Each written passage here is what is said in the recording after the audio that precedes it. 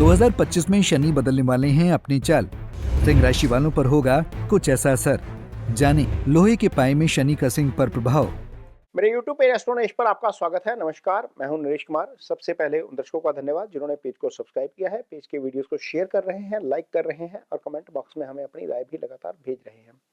दोस्तों, आज के वीडियो में बात करेंगे शनिदेव की और बात होगी सिंह राशि के जातकों की।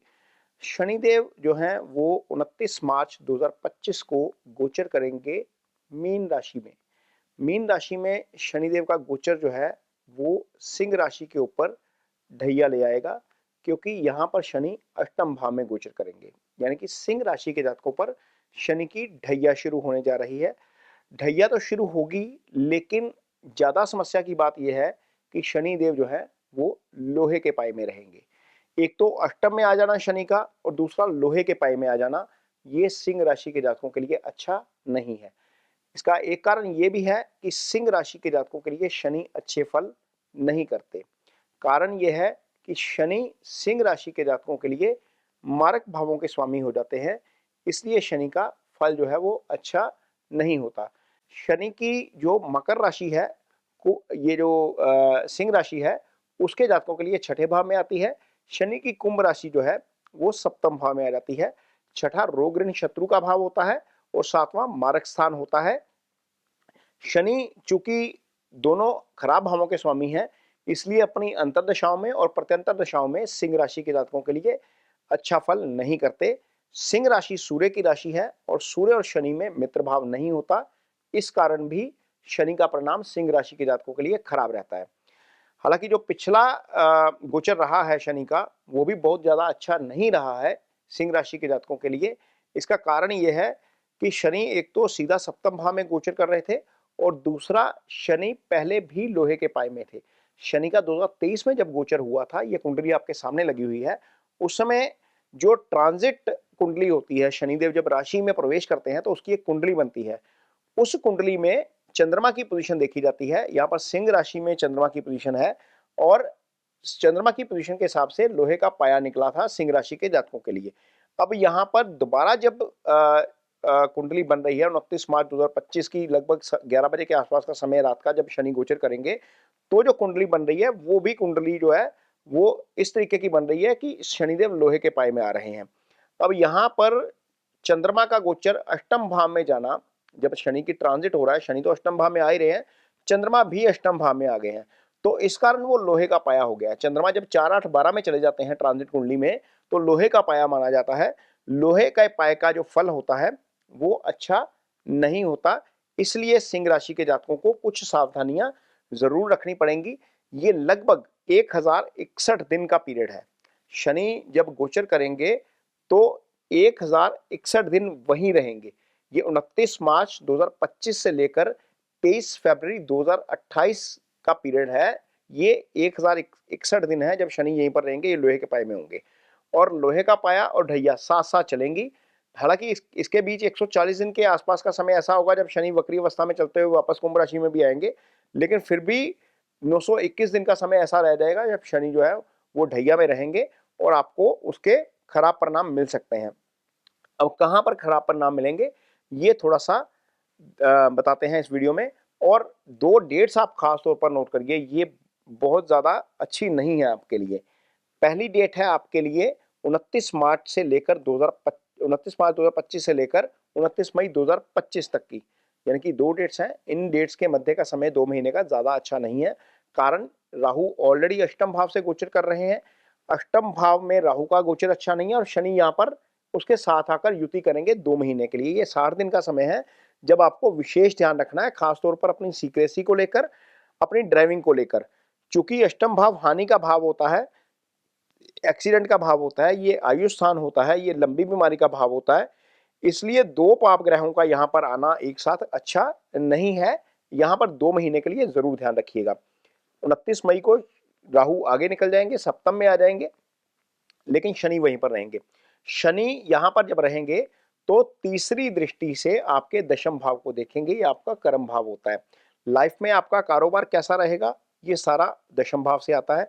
नौकरी कैसी रहेगी, नौकरी पर आपकी पोजीशन कैसी रहेगी, आपके काम की तारीफ होगी या नहीं होगी, आपको अपने काम की वैल्यू के हिसाब से पैसा मिलेगा या नहीं मिलेगा, ये सब दशम भाव आपका तय करता है।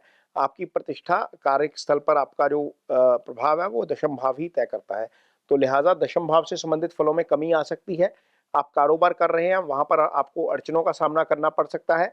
आप कहीं पर नौकरी कर रहे हैं, हो सकता है आपके काम को रिकॉग्नाइजेशन उस हिसाब से ना मिले जिस हिसाब से आपको मिलनी चाहिए या जो आप पोजीशन डिजर्व करते हैं। तो यहाँ पर आपको थोड़ा सा कारोबार के मामले में ज्यादा स्ट्रगल करना पड़ सकता है जब शनि की ढैया आपके ऊपर चल रही होगी और शनि लोहे के पाए में चल रहे होंगे। एक तो ये स्थिति है जहां पर शनि की दृष्टि है, वहां पर आपको उसके फल थोड़े से नेगेटिव मिल सकते हैं। शनि की दूसरी दृष्टि यानी कि सप्तम दृष्टि दूसरे भाव के ऊपर जा रही है और ये आपका धन भाव होता है। निश्चित तौर पर जब आपका कर्म प्रभावित हो रहा है तो आपका धन डेफिनेटली प्रभावित होगा। कुंडली में हम दो भावों से धन का विचार करते हैं। 11वां भाव होता है जो आय का भाव होता है और दूसरा भाव होता है जो धन का भाव होता है।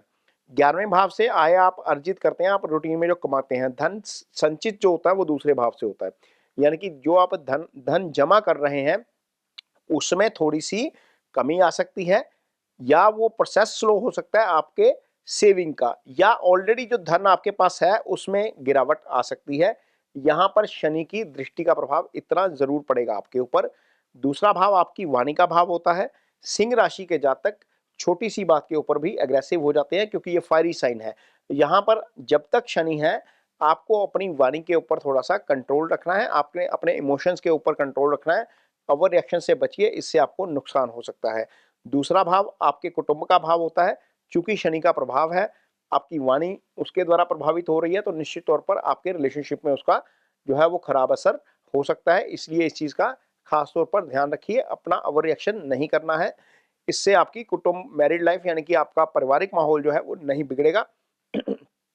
इसके अलावा इस अवधि के दौरान यदि आप युवा हैं तो आपको कोई ना कोई ईटिंग हैबिट खराब जो है वो आपके साथ जुड़ सकती है। तो कोशिश करिए कि इस 2.5 साल में किसी भी तरह के खराब ईटिंग हैबिट से दूर रहना है। जब मैं खराब ईटिंग हैबिट्स बोल रहा हूँ तो उसमें एडिक्शन भी आ जाती है। कोशिश करिए कि किसी तरह की एडिक्शन आपको ना होने पाए, यानी कि आप अपनी अ, यदि आप युवा हैं तो कई बार ऐसा हो जाता है कि दोस्तों के कहने पर हम कुछ ना कुछ कंज्यूम कर लेते हैं, जिसमें स्मोकिंग भी आ जाती है, ड्रिंक भी आ जाता है। कोशिश करिए मत करिए, ये आपको लंबे समय के लिए लग जाएगा, यहाँ पर आपको उसका बहुत नुकसान होगा, ये यहाँ से आपने बचना है। शनि जब यहाँ पर बैठते हैं तो आखिरी दृष्टि यानी कि दशम दृष्टि उनकी जाती है आपके पंचम भाव के ऊपर। ये बुद्धि विवेक का भाव होता है। जब पंचम भाव पाप प्रभाव में आ जाता है तो आप कोई भी फैसला करते वक्त बुद्धि और विवेक का काम वो जो है वो इस्तेमाल कम करते हैं या बहुत आपका बुद्धि विवेक काम नहीं करता उस समय। तो कोशिश करिए कि कोई भी इंपॉर्टेंट फैसला लेना है तो किसी सेकंड बंदे की, सेकंड पर्सन जो आपका रिलायबल हो उससे ओपिनियन जरूर लीजिए। कई बार हम जल्दबाजी में गलत फैसला ले जाते हैं, चूंकि भाव पाप प्रभाव में है इसलिए गलत डिसीजन आपसे हो सकता है। इस चीज का खास तौर पर ध्यान रखना है। पंचम आपका सुत भाव होता है, ये संतान का भाव है। यहाँ पर शनि की दृष्टि संतान के पक्ष से, यदि आप मैरिड हैं और आपकी संतान भी है तो संतान के पक्ष से आपको निराशाजनक खबरें जो है वो सुनने को मिल सकती हैं। या ऐसा हो सकता है कि यदि आपके घर में प्रेगनेंसी चल रही है या उस समय प्रेगनेंसी चल रही होगी उस 2.5 साल की अवधि के दौरान, तो हो सकता है कि शनि के प्रभाव के कारण वहां पर थोड़ी सी कॉम्प्लिकेशन आ जाए। ये इस चीज का खास तौर पर ध्यान रखना है। कोशिश करिए कि इस अवधि के दौरान सट्टेबाजी से दूर रहें। 5th हाउस इजी गेंस का भाव होता है, यहाँ से इजी गेंस आते हैं। सट्टेबाजी करेंगे, मार्केट में फ्यूचर एंड ऑप्शन में जाएंगे, क्रिप्टो में जाएंगे तो आपको नुकसान हो सकता है। यहाँ पर कोशिश करिए कि इन सब चीजों से दूर रहें। यदि आपकी कुंडली में शनि की स्थिति खराब है, शनि आपकी कुंडली में राहु केतु एक्सिस में है, शनि मंगल या सूर्य से पीड़ित है, शनि 8वें या 12वें भाव में पड़े हुए हैं, तो आपको शनि की रेमेडीज जरूर करनी चाहिए। जिनके ऊपर शनि की ढैया चल रही है, 7.5 चल रही है, उनको तो रेमेडीज करनी ही चाहिए।